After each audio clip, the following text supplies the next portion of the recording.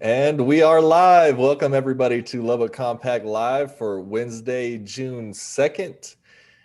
I'm Adam Hernandez. I'm here with my co-host, Dr. Nick Bergfeld, and we have Josh Shankles, our coordinator for our Garden City initiative here at Lubbock Compact with us. We also have a special guest, Mr.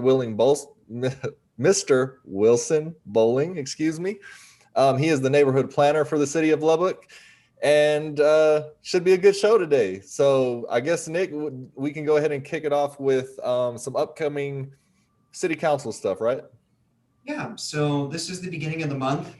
We like to do a little bit of a rundown of what to expect over the coming month. And June for the city council is very important. They start to have conversations around the city's budget for the next year, and they give city staff guidance on what it is that they're going to be looking for in that. A lot of big decisions get made halfway through the year when it comes to the council. And so what we've got coming up this month, very early on, so this will be the first city council meeting of the month. The city council will hear the final recommendations of the charter review committee that has been meeting over this past couple months in terms of what it is that their recommendations are, but it also will be one of the last opportunities for citizens to give some kind of input on this process for the council to hear. And Josh, really happy that you're here with us today. You know, Josh, you and Adam, both of you have given comments throughout this process. And I'm just curious, what is it that you would hope coming into this presentation for the city council? You know, what is it that you want the city council to know about this process? Or, you know, what is it that you would want to say during the public hearing for this? Yeah, well, you know, this process has had its frustrations, and I think we would all be in agreement there. But a lot of pieces of it came out basically the way we would have wanted it to. I mean, we got rid of the conversation about at-large positions pretty early on. And there were a lot of small pieces that stayed as they were. A lot of the thing, like 2 readings of ordinances is going to stay in. No term limits are going to be recommended out of this committee. No changes in the mayor's term are going to be recommended out of this committee. And you know, the one piece that I think we still need to be pressing for is the part about compensation and living wage for these positions. You know, it's tough for us because we just can't wrap our heads around what this committee has against good governance. It just doesn't make any sense, you know? And so, but that's fine. You know, they've moved a little bit and now their work is coming to a close. So I think, you know, we just go back to square one with the city council. Some of them have already expressed an interest in this, and ultimately they're going to decide. So that's what I'm thinking. Adam, what about you? Yeah, I think I pretty much agree with everything you just said. I think for anybody out there listening, I would seriously consider marking your calendar for the 8th and try to be at the city council meeting to make a public comment if you feel led to do that. But why I say that is because it's this city council pay thing is so important. It's such a critical thing at this time. And the most important reason for that being is that it's taken us, I don't know, a long time since we've had charter reform. I can't even recall the number of years off the top of my head. It's been a really long time since we've done charter reform. So thinking that we can just kind of do something and fix it later is not really good, because all of us that are on this Zoom right now may not even be alive by the time they decide to try to do another charter reform. So we can't just take for granted that we have that time to do this. And so that's first and foremost. The second thing is that if we don't change something about our approach to this, then everything stays the same. And that's good for some people, right? I get it. Some people benefit from that, the way that it is. And I'm not opposed to anybody benefiting from policy, but when you have policy that one group or a couple of groups is benefiting off of and the rest of the groups are not, and not only are they not, but it's draining resources from those other areas, I think that's an issue. And this has been the story of Lubbock's life, right? Everybody's kind of complained about this since I've been alive. I know that my 40 years on this earth. So it's just time to do something different. And if we don't take this opportunity to really change it, not much is going to change. And so the numbers that they ended up at, as far as the committee, was $9,600 a year for city council. You might as well continue to pay them $25 a month.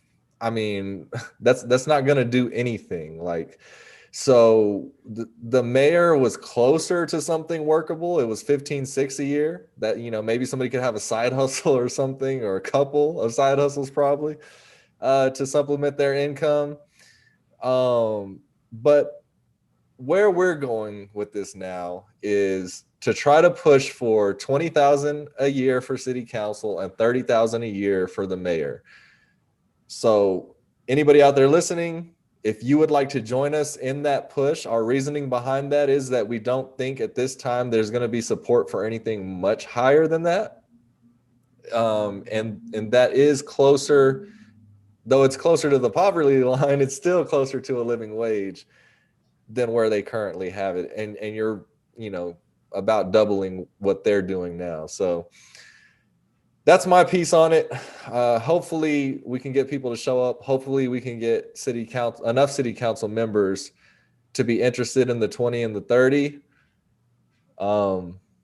We don't really have enough information to make that call right now. Like you said, there's a couple of people that are definitely interested in pushing for that, but there's 7 council members total. So yeah. And so if you feel moved, on June 8th, some of us will be giving public comments for that. If you can attend, please do. It always helps to have folks in solidarity who are part of that process. But if you don't feel comfortable being in public, you can still submit public comments for city council meetings online. So you can still do it that way as well.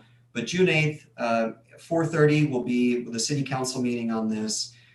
And hopefully, I think for myself as well, the talking point that I'll focus on is let's get this above poverty, right? Let's get this above the poverty line so that any individual who runs for these positions, let's make sure that they don't have to live in poverty to be a city council member, that they're making enough money where they don't need food stamps. And I think at this stage, it's really about as far as we're going to be able to push.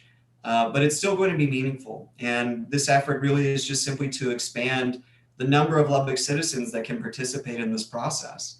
So hopefully y'all will be able to attend and be there and give comment with us.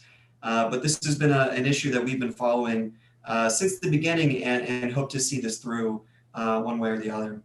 So also this month, this will be a big meeting for the Comprehensive Plan Oversight Committee. So they meet once a month.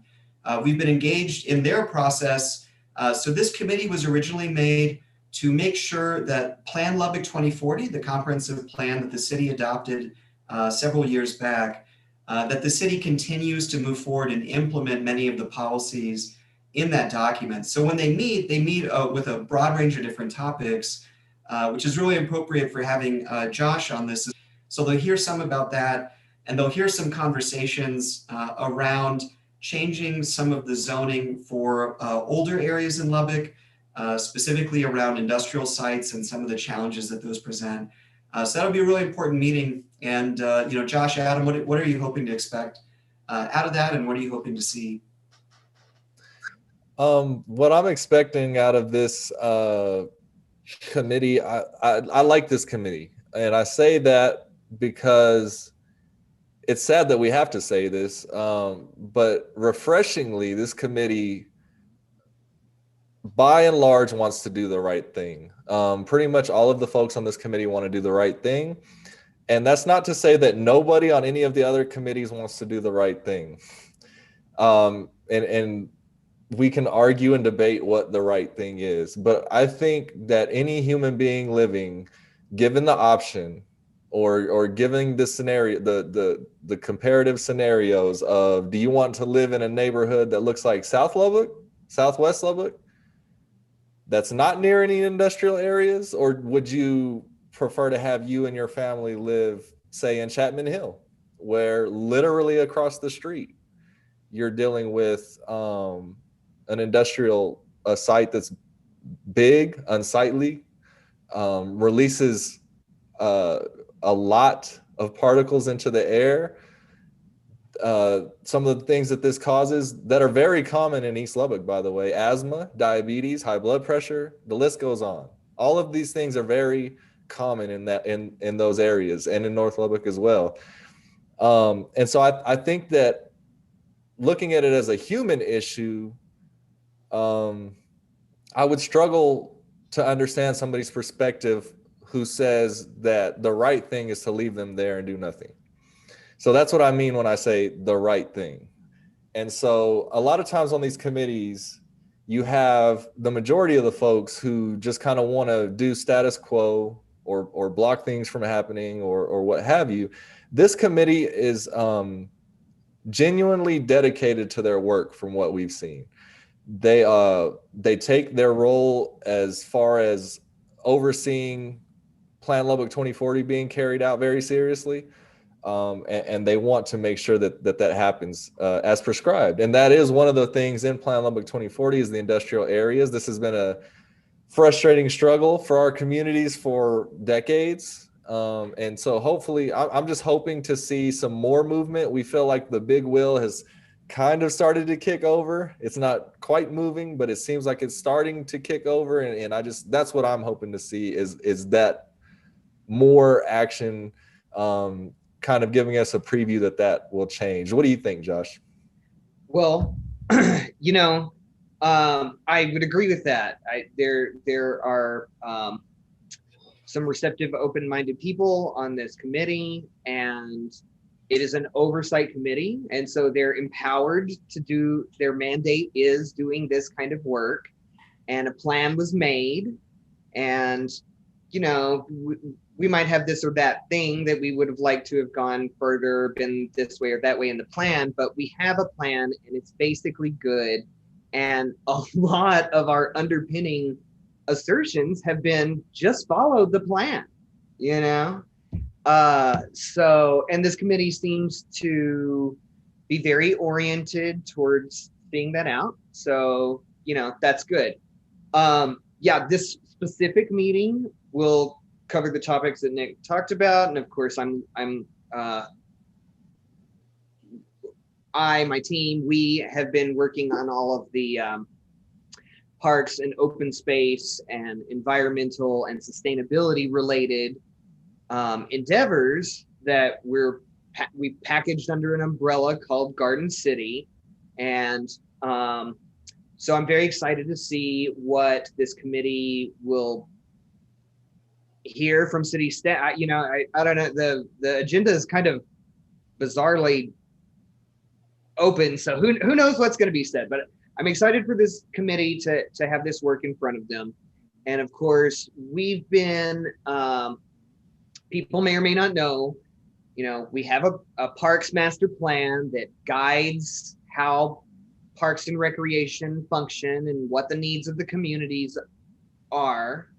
And that hasn't been updated in 10 years. So the city will be doing that in conjunction with all these other planning pieces that are also getting updated and being implemented. And so it makes sense to try and get them all consistent with each other and aligned.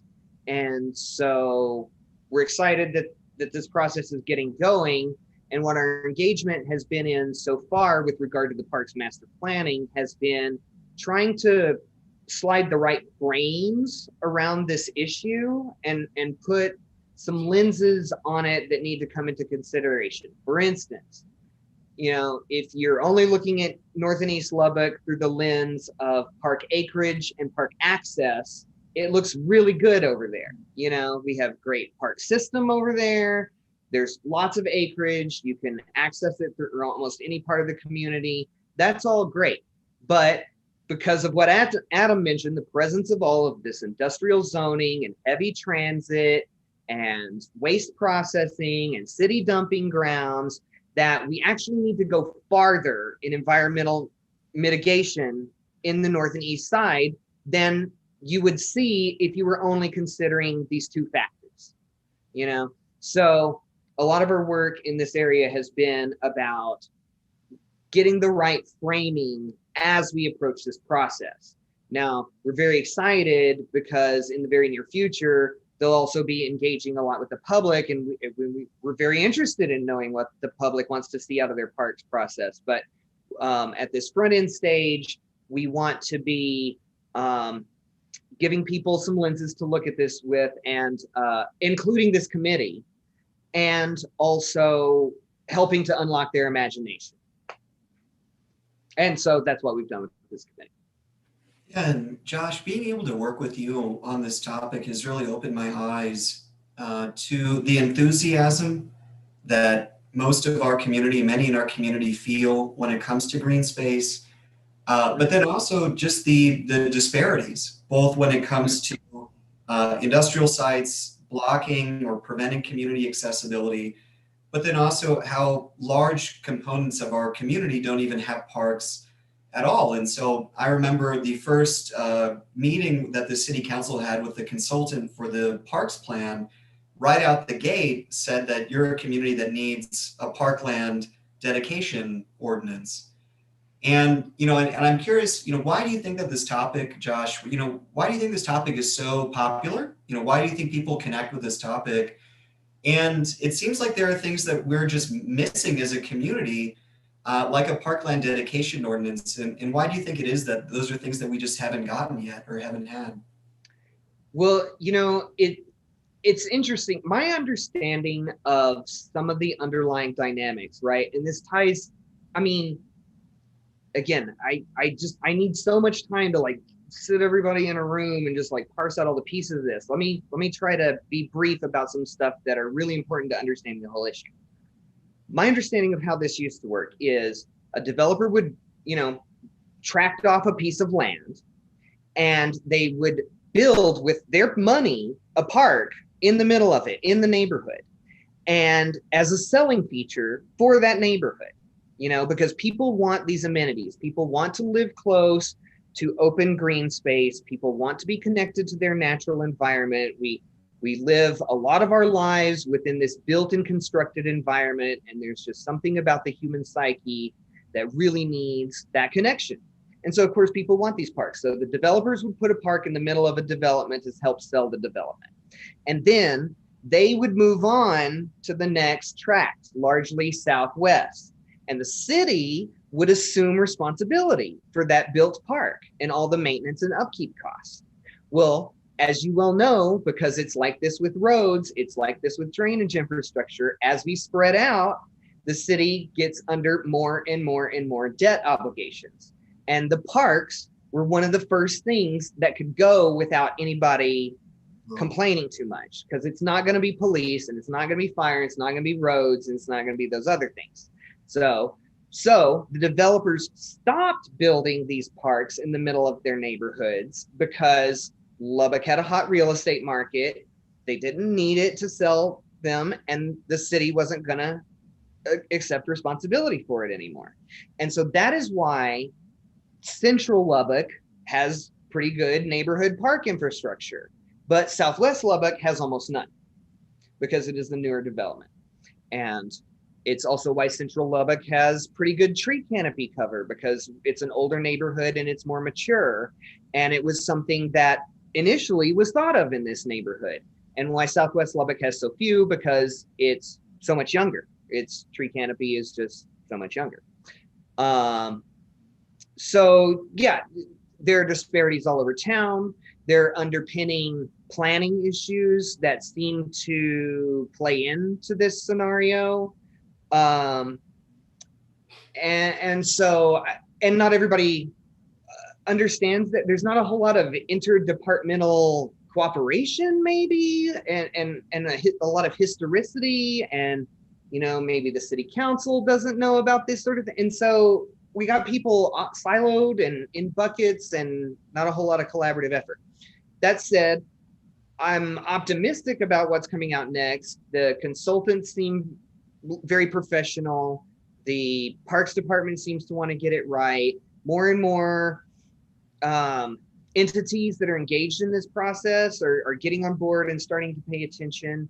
And I think that the council and the city staff and the people of Lubbock would like to see something wonderful come out of this. So I think it's positive and unifying and budget friendly. There's not a whole lot of, there's not downsides here. No downsides. Yeah, that makes sense to me. And it's exciting, I think, to see these conversations develop. And as a Lubbock citizen, Josh, I'm just so thankful for your engagement in that process and making sure that there is some amount of engagement on the community side as these have gone forward. And there's already been, as we've had these conversations with the Unified Development Code and other policies that have come out, there's already been specific moments and times where your interventions and the efforts that you've been able to organize the community on have had a meaningful impact in shaping these conversations. And so I think it's always great for us to be able to have your insights and comments on these conversations. But that's what to look forward to in the upcoming month of June. And Adam, back to you for the interview. Yeah, so if you'd like to keep up with any of these issues or follow what we're doing or get involved, please follow us on Facebook, Lubbock Compact Live. Please subscribe to our YouTube channel. Give us a like and a comment if you would be so gracious. And if you would like to volunteer, you can go to lubbockcompact.com/volunteer. Josh will not turn you away. We need a lot of folks for community gardens and some other things. And we are always looking for help in all kinds of different ways. So you can go to lubbockcompact.com/volunteer. And I'll start with a quick message before we bring our guest on, Mr. Wilson Bowling. If you are enjoying listening to the show and you are a supporter of Lubbock Compact's work, please consider going to lubbockcompact.com/donate. We have different options on there for you if you want to do recurring or one time. Any amount you'd like to choose, every bit helps. Any donation goes directly into our advocacy work and creating this show, which is a labor of love. And we do it because we want to see a better Lubbock. And so Mr. Wilson Bowling is on the show with us today. He is the neighborhood planner for the city of Lubbock. And welcome, Wilson. Hey, everybody. It is past 5 o'clock, so I'm now in a t-shirt because I'm not going to continue wearing nice clothes when I get home. Yeah, I think everybody can understand that. I see Mr. Wilson all over the place. He sees me all over the place as well, and he's in more places than I am. Adam actually wears bunny slippers for these interviews. I'm not what I wear. Right. So, Wilson, when was the official date that you started with Lubbock? I forget. How long have you been with the city of Lubbock now? I started February 1st, so I've been here 4 months. Wow. Yeah. Man, it seems like a lot longer than that. I knew it wasn't long. Yeah, that is pretty amazing. You've been all over the place, like I said. I want to commend you for doing this work in a genuine way and wanting to do a really good job. I think that everybody that I've heard speak about you has had nothing but nice things to say. Every time I've been at an event, you listen very well. And so what is your background? How did you come to be doing all of this? How did you get so good at this kind of work? Okay, so I am from Northeast Alabama, a city called Gadsden. It's about technically right outside Gadsden, but every other city in the county is basically a suburb of this small city. Went to Auburn University. Don't worry, I can support Texas Tech because they're not in the SEC. So shoot them up, Red Raiders. I did my undergraduate in German, of all things. At the time, it was actually a smart move. Alabama's economy is basically run by the automotive industry, starting with Mercedes-Benz and a bunch of second and third tier automotive manufacturers, like part suppliers, small manufacturers. So it was a great idea. But I graduated in 2009, which was the height of the recession, no jobs anywhere. So I stuck around, I got my master's in public administration, and decided I wanted to go into economic development, and I did. Worked out in actually rural West Nebraska. If you go straight north from here and just a little bit west until you hit Wyoming and then turn around, and there you are. Worked out there for a couple of years, but it's extremely rural out there. And as nice as it was, I was homesick, a little too rural for me. And just to be honest, I know I've talked with Nick about this. I'm a little, I don't like how economic development's done in this country. I'm not going to go too far into that, but I kind of became disenfranchised by the whole thing. And so I moved back to Alabama, did sales for a few years, was actually successful in it, but I knew that's not where my passion was. So to take it back a little bit, my grandfather was a building inspector for our small town. And, well, mainly despite the mayor, who he didn't like, he ran for city council and got on city council. But that's some of my best memories, actually, is going out and canvassing with him. And it actually instilled in me this love of community, of local government, which I fully believe is probably the most important of any of the levels of government, because that's where the decisions made on a daily basis are going to impact your life the most. So kind of going back now a little bit further, I had enjoyed the planning things that I had done because working in such a small community and working for the city government, though I was in economic development, we wore a lot of hats. I did some planning things, realized I liked that. So in my 30s, decided I needed a career change, went back to school full time, and I went back to Auburn, too many degrees there later, and got a master's in community planning. And so looking for jobs all over the country, because planning is another one of those fields that if you pick an area you want to be in, you're never going to get a job. I have family in Texas. I've been trying to move out to Texas for a long time. And as I'm searching through the Texas Planning Job Board, this job popped up. Neighborhood planner. Oh, that sounds nice. Read the job description, which, by the way, was a little bit, I'm not going to say a lie, but a little bit misleading. A little bit of a joke there. Just because I do so much more than that job description. I'm so happy to do that. It's a great honor.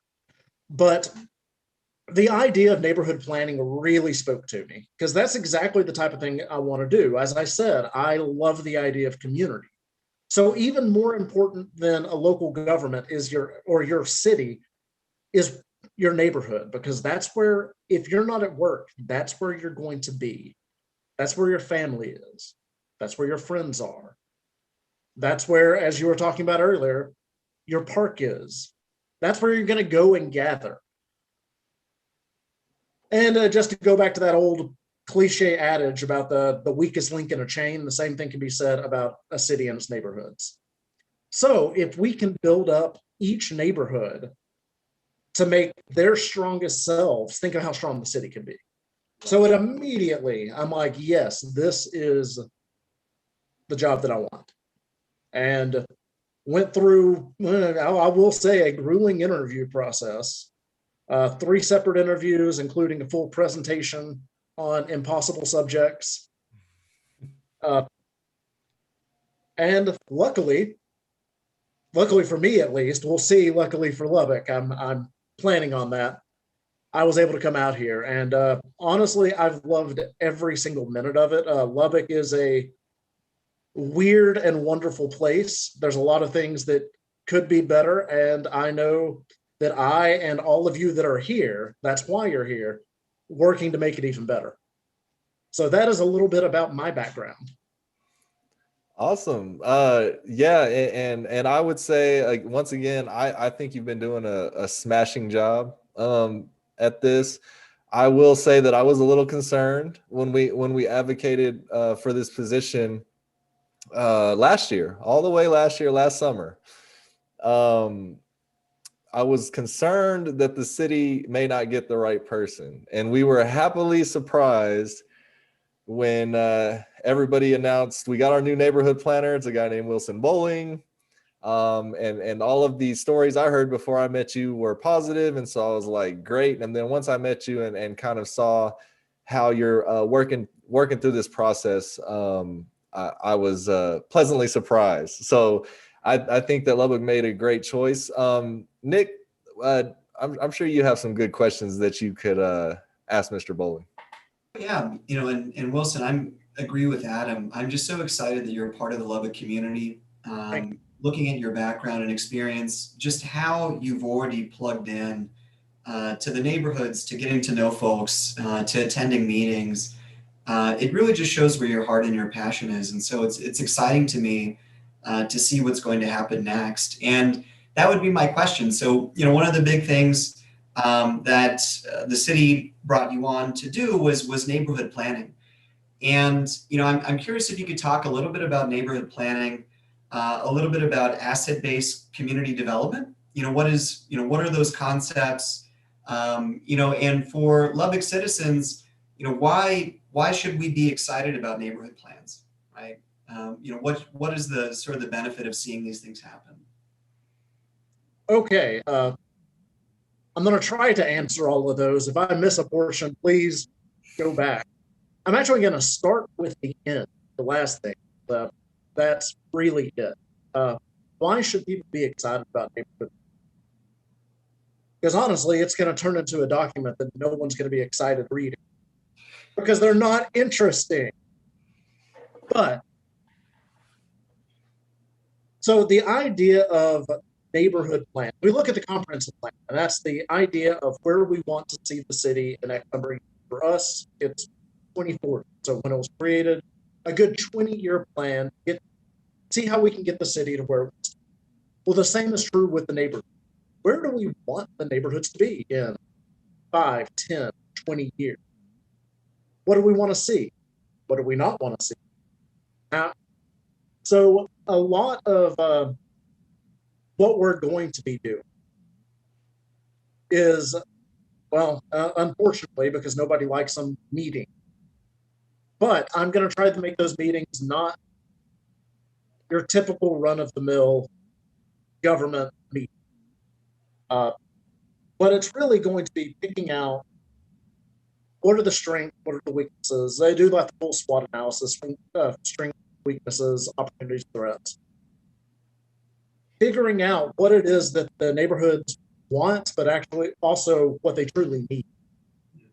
We're going to be working together. And when I say working together, I'm going to be the facilitator.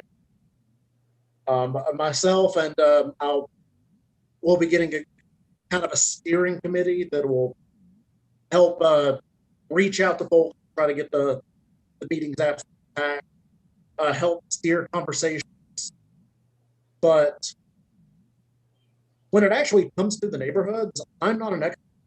I've spent over the past few months, I spent some time, but I've only been here 4 months. There's a lot of neighborhoods. But also, I didn't grow up. I don't know them near as well as the people who grew up there or lived there both. So, though I'm going to be guiding conversation, really what comes out of it is what the community, what they see are the biggest problem. And then together, we're going to start figuring out how we're going to get those done. And that's really going to be my big job, as though I'm putting everything on paper. Okay, here is the list we came up with of things we want to see. How am I going to get it done? So that's the majority of actually what the neighborhood planning approach is, how I see it, and actually how my bosses see it, our department sees it. Luckily, my department and I are on the same page. We're all happy about this, and we all have sort of the same vision of how it's going to run. And so it's really going to be not just a neighborhood plan, but the neighborhoods. I don't know. I'm just so excited to actually get into the neighborhoods and start this. We still have a little bit of the background stuff that we're trying to get done. How the program's going to run. I'm actually over the next month. I'm visiting 6 cities in Texas to see how their program runs. So I'm going to get to pick their brain. I've been reading way too many of their neighborhood plans, and as I said, they're the most interesting thing. But it's going to be exciting. I'm so excited to get this going. And I know I've missed some because I've just been babbling. What were some of the other parts of the question, Nick? Oh, the other part was when you think about neighborhood planning, the idea of assets, community assets, and understanding sort of what is available becomes a core component of the conversation. Oh, absolutely.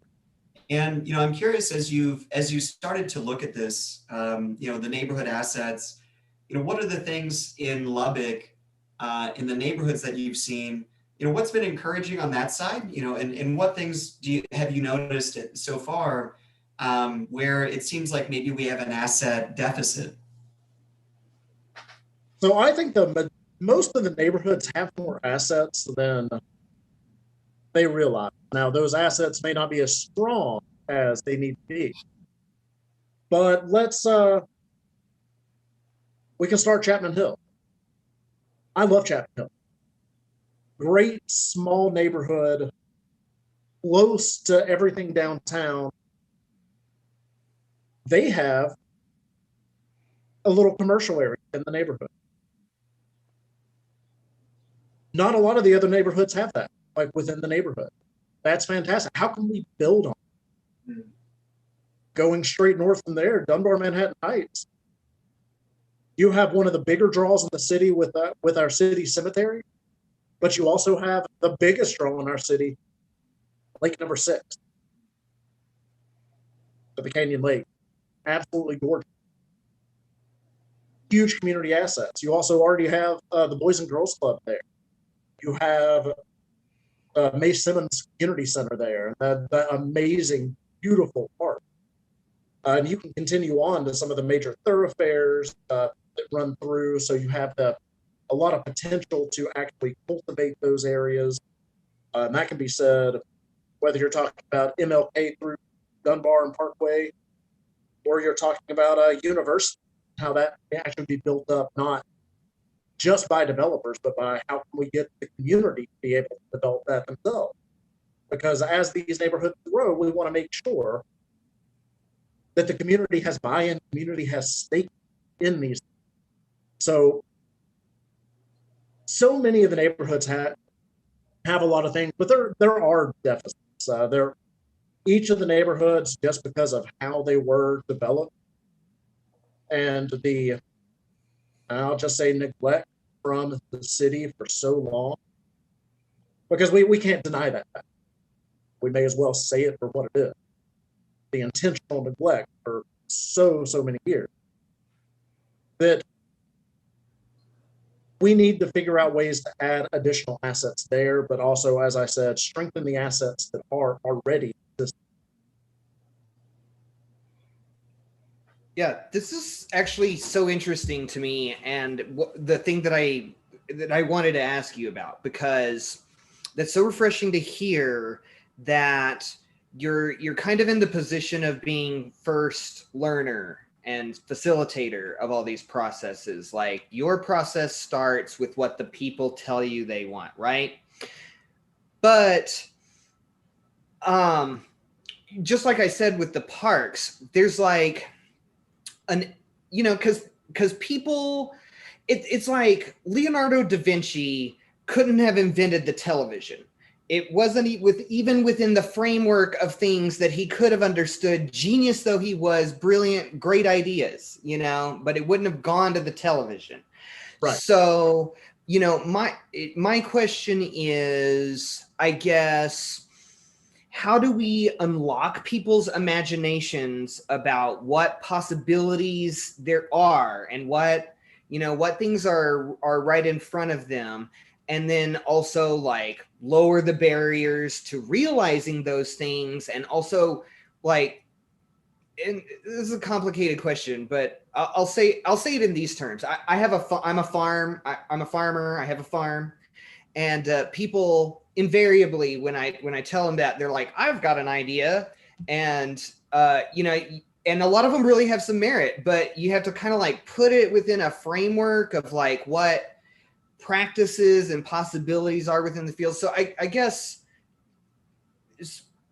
I don't really have a question. I'm just curious. I'd like you to speak more to that issue. Like, how do we unlock people's imaginations and get them sort of thinking more broadly about what our neighborhoods and our city and our assets and how they can be integrated and that whole picture? Okay, so you touch on it's a very tricky, and in a way it's a fine line, because if I just go and ask someone, what would you like to see in your neighborhood? They're going to throw out a bunch of things, but they could also say, I want an Olive Garden. Well, I need to go through all the steps on why that's not going to be feasible for a while, because it's all about they have their own set criteria on how they're going to do it, which has to do with the amount of population and income, and there's a lot to it. So, okay, that's great. First off, you want more restaurants. Awesome. Let's figure out how to do that. But to kind of, you approach on a good subject of how do you get people's minds to unlock to a lot bigger themes than they're used to, especially when you haven't been listened to. So it's kind of that it's almost that reinforcement of I'm not listening to you, so your big ideas don't matter, so you stop thinking the big idea. So let me describe to you what I'm thinking. There's a guy named James Rojas. He lives in California. He's a planner that started his own company. I had the chance to sit in on a presentation with him and talk to him for a little while. Just an amazing guy. I wish I could hire him, but we're doing everything in house. Hooray me. But his method, and I'm going to kind of, steal it, for lack of better word. So if you all close your eyes and think about your favorite childhood memory, like Adam, Nick, Josh, all of you think about it. All right, tell me your favorite childhood memory. Is a camping trip we all took to Red River. Well, what did you like about that camp? Why does that one stick out? Well, it was kind of, I mean, it was a beautiful setting, and it was really kind of magical, and we had this like really family bonded trip with it had like the right amount of misadventure, and I don't know, it just like hit all the notes. Awesome, Nick. I would say first time I got a sleepover at my best friend's house. Probably, yeah. Because it was a big deal, because I being able to stay at a friend's house was like a reward kind of thing for like not being bad, and it took me quite a while to get to that level of reward, and so. But yeah, no, it's a really good memory for me. Yeah. Great, Adam.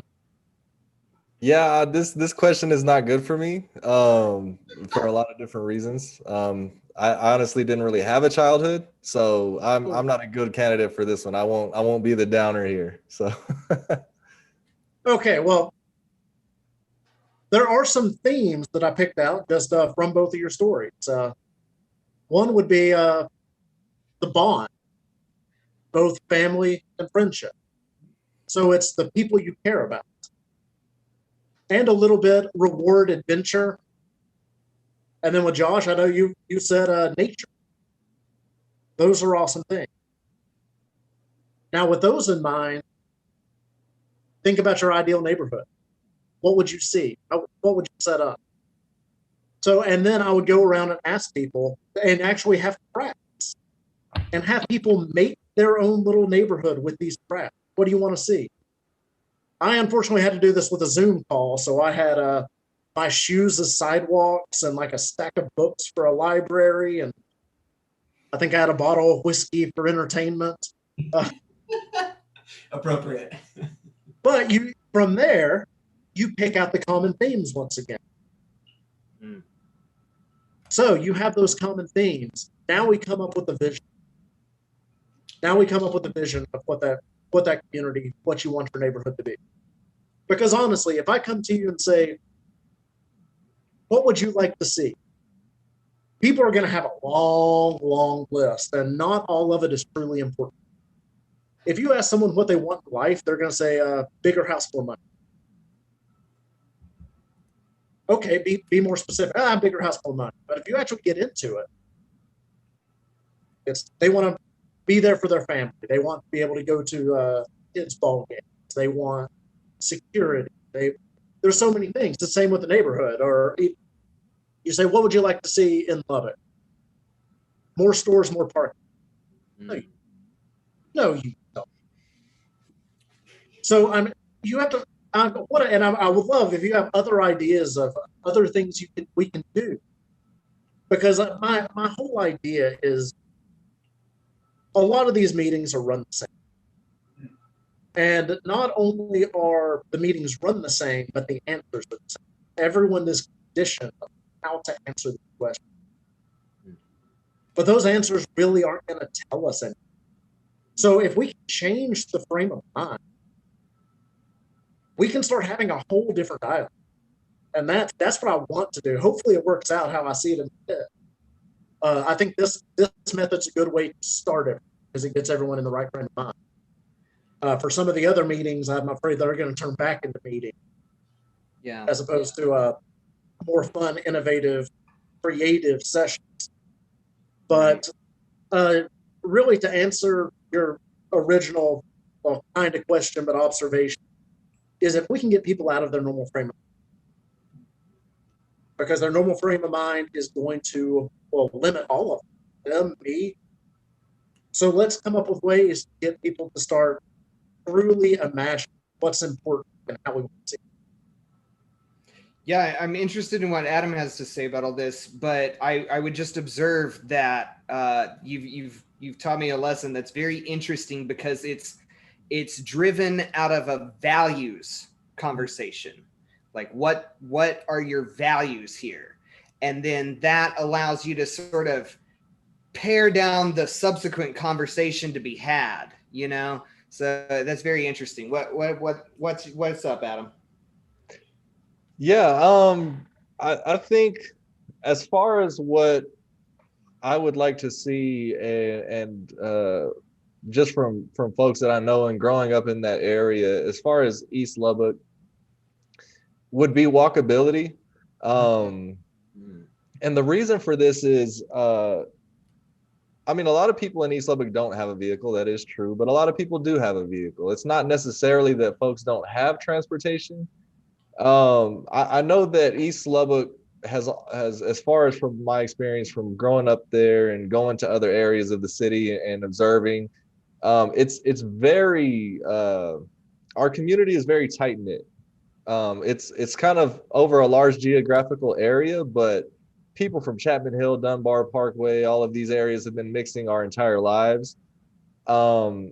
And just knowing the culture, people, people don't mind walking to the store. But one of the things that I see, or to a park or whatever, or what have you, but one of the things that I've seen that's been there my whole life the same way is, for instance, sidewalks. And then now finding out through this work that I've been doing that a big part of why everything is so spread out and far apart is the zoning. Things like that. So like I would like to see just if you could imagine setting up East Lubbock in the way that you see Glenna Goodacre Boulevard between University and Q, right? Just nice walkable medians, crosswalks, lots of canopy cover with trees and things. Just a nice area to walk through, some benches. I think that would go a long way. And one of the things that I picked up on in my life somewhere along the way was the fact of how your environment that you see every day affects just your outlook on life and your mood, which can affect your outcomes as well, because you may be in a certain mood and it may hold you back professionally or in other ways. And so I think that just doing simple things like that and having it well lit to where folks aren't walking in the dark at night and stuff like that, I think that would go a long way. And even in North Lubbock as well. But I say East Lubbock just because it's what I'm more familiar with. But I would like to see also just one last thing real quick is just like you said, like on 23rd there in Chapman Hill, those businesses have been there for a really long time. They have that small corner store that's there. All of those kind of things. I would like to see that in all the different neighborhoods throughout East Lubbock. Because we, besides that little corner store there, and there's a dollar store over there now, and some other things. But besides those, the only real grocery store, as is United, which has been the case. It just moved. It moved from 4th Street to where it is now. But my whole entire life, we've only had the one United. So yeah, I think a lot of that would go a long way. Nick, any thoughts on this? Yeah, I mean, to me, and I think Wilson put it nicely earlier, step one is understanding what it is that the community wants. From a policy or an economic development standpoint, the world that Wilson decided he didn't want to stay in, which is totally valid, because from that perspective, you're always coming with a playbook. You're always coming with ready-made recommendations that you know in some way, shape, or form has worked somewhere else, and you're hoping that it's generalizable enough, that its validity is good enough, where it's also going to apply to that new scenario. So I can get trapped in these conversations because I know a lot of ideas that I think possibly could work, that have worked in other cities and other communities. But it really comes down to the fact that the success or failure of these types of programs is always about the community. And if it's not a bottom-up plan, if it's not something that people have bought into at the neighborhood level first, it's just never going to get implemented, right? You're just never really going to see that turn into anything meaningful. And so, at a high level, what are the things that I think about? I think about walkability as well. That's such a huge, when you think about what are a couple simple measures or metrics that you can use to describe quality of life in a neighborhood, walkability just captures so many parts of what a modern 21st century American wants out of their community when it comes to the ability to engage in shopping, economic activity, and community activity inside of their neighborhood. And for Lubbock, it's radical to propose that, because we've had our commercial activity on these major arterials for all of our lives. A couple neighborhoods got lucky and they had some elements inside of their neighborhood, but it's a radical change in the way that we think about our neighborhoods and the way that we think about how our city is structured. So I think about walkability a lot, and then I just think about quality of life, and I think about what are things that, from a statistics standpoint, from a measurement standpoint, are known to improve the quality of life of individuals in an area. And there's really two pieces there. One is, how do you get rid of things that we know negatively impact quality of life? So gun violence, as an example, right? So children and the number of times that they report hearing gunshots or gun violence, which we consider to be adverse childhood events, has a significant impact on quality of life and stress and things like that. So on one piece, it's the removal of stressors on people's lives. And then the other is making sure that the environment that they live in is high quality. And so that's both preventing pollution and also increasing access to high quality amenities like green space. And so I can think about things at a high level and what I think could be helpful. But at the end of the day, it comes down to what neighborhoods want. And I think this is a good segue. Wilson, I wanted to ask you about this. The example that's used in West Texas right now is the North Heights neighborhood in Amarillo, and the fact that they created a neighborhood plan, and their city set aside $650,000 for that neighborhood to implement it. But the big thing that neighborhood came to determine they wanted was a linen cleaning facility, which is industrial to some extent, but they wanted to install a multi-million-dollar linen cleaning facility in the neighborhood where they would service the hospital linens of nursing homes and other little facilities that are around the area. But they even went so far as to have a multi-phase expansion plan for that facility to say that their ultimate goal is to be servicing the linen market even as far as eastern New Mexico, as well as parts of Colorado. And Wilson, I'm just sort of curious, when you see that kind of work, because that does get used now in West Texas as like an example of something that can come out of these plans. And I'm curious, how do you approach it? When you're thinking about, because I don't think a lot of people would have thought this neighborhood's going to come up with a linen facility proposal for economic development. It's sort of, how do you kind of approach these things and make sure that simultaneously you're trying to guide the neighborhood with your expertise so that things don't get kind of crazy or wild, but how do you make sure that those kinds of ideas aren't missed, right? That those types of things aren't addressed. Okay, well, first off, that is amazing. I've heard a little bit about it, but that is such an incredible story, just for a neighborhood, a community to be able to bring that up. And I believe it's doing pretty well from what I've heard. Yeah. So that outstanding. That actually is a very good question, Dr. Bergfeld. A lot of it, again, it does come from just the listening and not shoving ideas away, even if they do, because then honestly, you just hear that idea, hey, we should build this type of facility in the middle of the neighborhood. Wait, what? No, that's crazy. That's our natural reaction. So it really is having to calm down. And I admit, I get on, sometimes I'm human. I get an idea in my head and it's, stop talking. No, that's wrong. I know what we're doing. It's there. I'm human. I do that as well.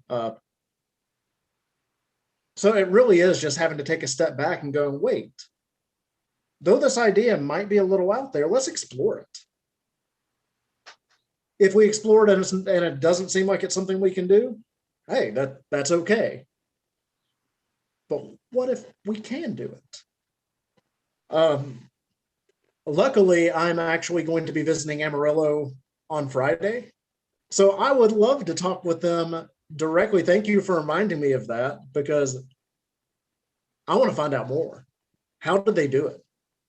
What was the process from when it was first mentioned? How was it brought up? How was it received by both the stakeholders and the city? How did they do it?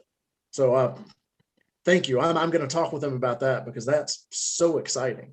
Yeah, I didn't know about this, but that's a good segue for us to take the show out. It is already 7:59, and we could sit here and talk for hours with Mr. Bowling. We could. I've been having fun. Yeah, there's just so much more we could go into and talk about. We're definitely going to have you on. We will be having you on. You will be a regular on our show, just so you know. Thank uh, you.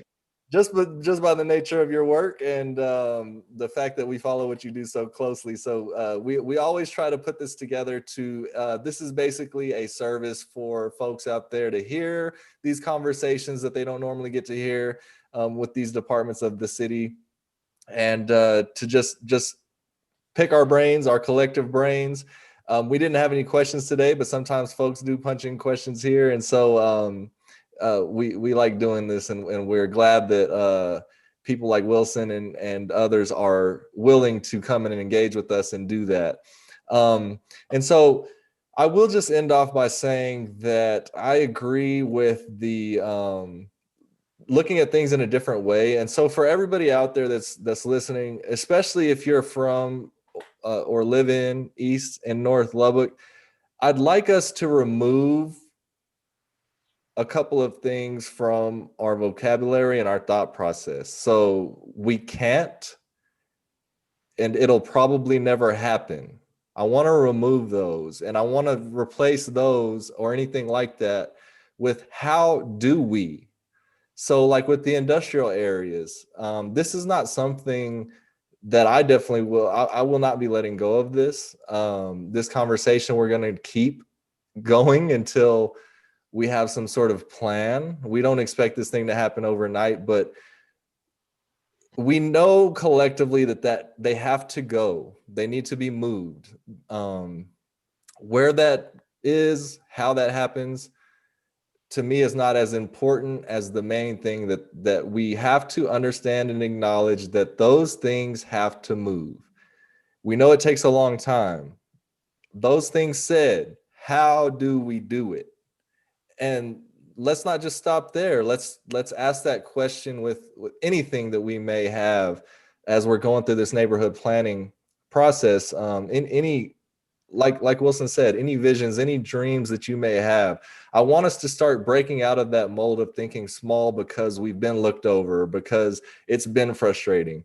Lubbock Compact collectively is hard-headed, and so we will not be phased by not being listened to sometimes, and all of the frustrations that come with this work. So we're going to be standing in the gap for you. We are always welcoming folks to join us in doing this. We will continue to bring opportunities to you where you can have your voice heard. And that being said, are we still collecting, Wilson, are we still collecting input for the downtown park at this time? The phase 2 public input period ended on the 26th. I don't know when they're going to have their next meeting. It'll probably be in the next month or so, would be my guess. Okay. Next couple months.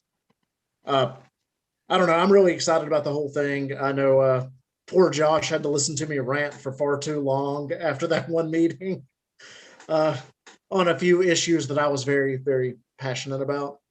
Yeah. I will not get into them here, but pay attention to that. That park's going to be absolutely amazing. And any public input when that period opens back up is definitely welcome. I'm not a part of it, but I'm passionate about it. Yeah. So, thanks to everybody who did submit their input to that. I know we shared it from our pages and things. Also, look out for everything Garden City. We are going to have some more information coming from our social medias as the time moves along. We have to really get on the ball here because the Parks Master Plan is already underway.